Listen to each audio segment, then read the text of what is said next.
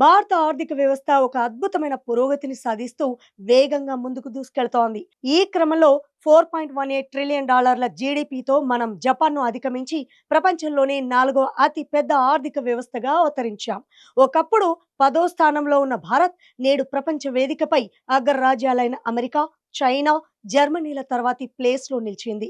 కారణాలు అనేకమైన బలమైన దేశీయ డిమాండ్, స్థిరమైన ఆర్థిక సంస్కరణల వల్ల ఇది సాధ్యమైందని ప్రభుత్వ నివేదికలు స్పష్టం చేస్తున్నాయి. ప్రస్తుత ఆర్థిక సంవత్సరం రెండో త్రైమాసికంలో భారత్ 8.2% వృద్ధి రేటును నమోదు చేసి ప్రపంచంలోనే అత్యంత వేగంగా వృద్ధి చెందుతోన్న ప్రధాన ఆర్థిక వ్యవస్థగా తన స్థానాన్ని సుస్థిరం చేసుకుంది. తయారీ, నిర్మాణం, సేవా రంగాల్లో వచ్చిన గణనీయమైన మార్పులు, అలాగే స్థిరంగా ఉన్న ద్రవ్యోల్బణం ఈ వృద్ధికి ప్రధాన ఇంజన్లుగా నిలిచాయి. రిజర్వ్ బ్యాంక్ ఆఫ్ ఇండియా సైతం దేశ ఆర్థిక పురోగతిపై ధీమా వ్యక్తం చేస్తూ తన వృద్ధి అంచనాలను ఇటీవలే పెంచడం కూడా మనం చూసాం.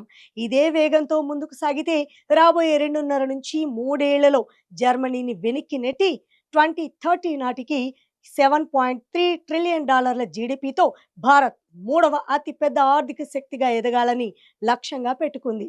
2047 నాటికి వికసిత్ భారత్, అభివృద్ధి చెందిన దేశంగా మారాలన్న సంకల్పంతో చేపడుతున్నటువంటి డిజిటల్ విప్లవం, మౌలిక సదుపాయాల కల్పన ఈ లక్ష్య సాధనలో కీలక పాత్ర పోషించనున్నాయి.